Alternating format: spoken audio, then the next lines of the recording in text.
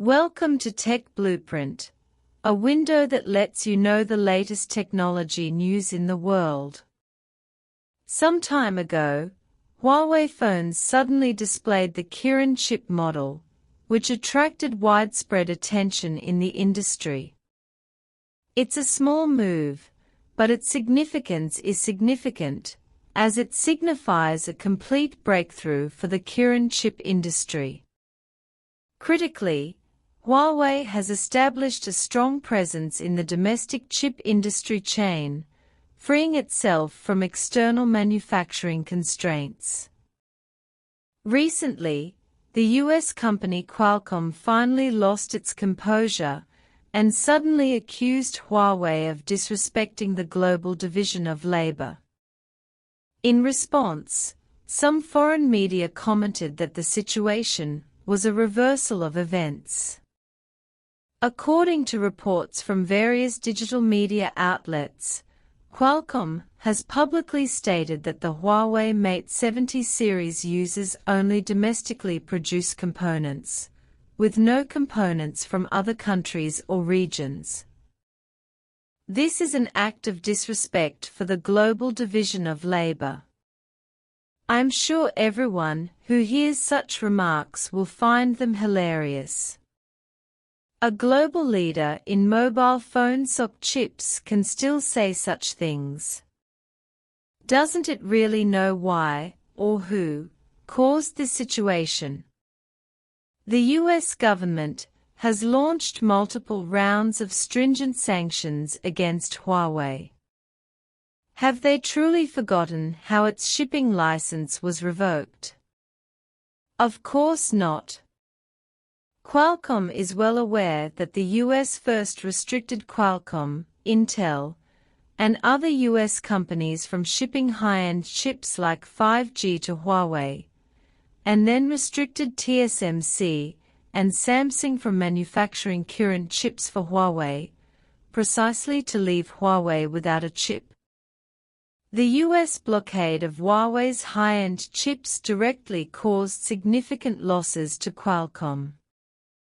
However, Qualcomm was still able to ship 4G Snapdragon chips to Huawei, which mitigated Qualcomm's losses significantly. After all, Huawei relies on 4G Snapdragon chips to maintain its mobile phone business. However, the US later revoked Qualcomm's license to ship 4G chips to Huawei, and Qualcomm remained silent. In fact, Huawei has always maintained a good cooperative relationship with US companies. Even when it achieved breakthroughs, it continued to purchase large quantities of chips and components from US companies. Otherwise, how could it suddenly have so many backup options when the US restrictions came into effect? Huawei founder Ren Zhengfei once said that Huawei was originally a very pro-US company, and its current success is largely due to learning much of its management from US companies. Therefore, Huawei collaborates with many US companies and purchases their chips and other products. Qualcomm is no exception. Even though Huawei has its own Kirin chips, it still purchases a large number of Qualcomm chips annually. However, Qualcomm has now publicly accused Huawei of disrespecting the global division of labor, disregarding the actual situation. This is indeed a bit excessive.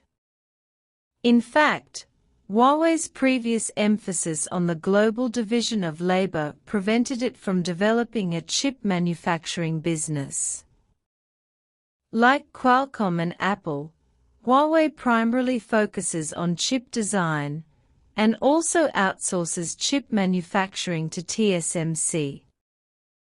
Huawei was once TSMC's second-largest customer, second only to Apple. But what was the outcome?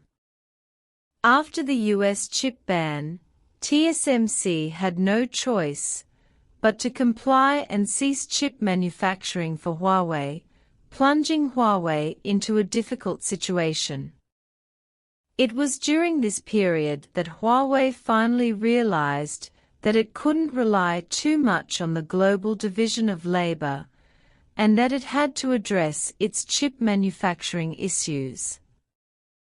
Consequently, even during the extremely difficult period under sanctions, Huawei continued to increase investment and quietly strengthen its R&D.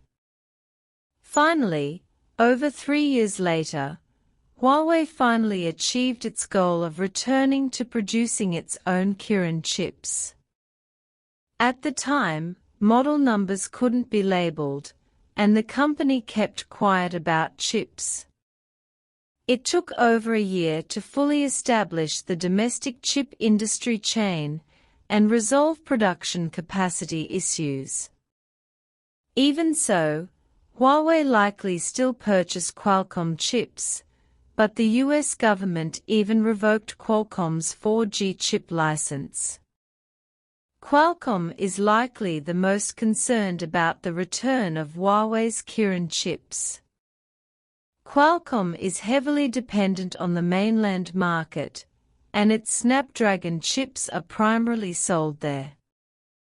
According to relevant statistics, Qualcomm's revenue from the mainland market once reached as high as 67.1%. Even before Huawei was sanctioned, Kirin chips had already surpassed Snapdragon to take the top spot in the domestic SoC chip market. Now that Huawei's Kirin chips have returned and are fully domestically produced, they will inevitably have a significant impact on Qualcomm's Snapdragon chips.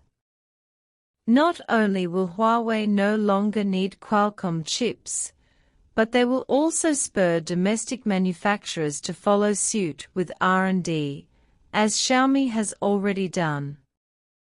The importance of Huawei's Kirin chips to mobile phones has prompted other domestic mobile phone manufacturers to begin chip R&D. Xiaomi has already launched its own SoC chip, the Xuanjie 01, and it's expected that other mobile phone manufacturers will follow suit. If this happens, Qualcomm Snapdragon will not only no longer dare to raise prices arbitrarily, but will also face market squeeze. In response, some foreign media directly commented that the reversal came too quickly and Qualcomm seemed to be unable to withstand it, which led to its public accusations in anger.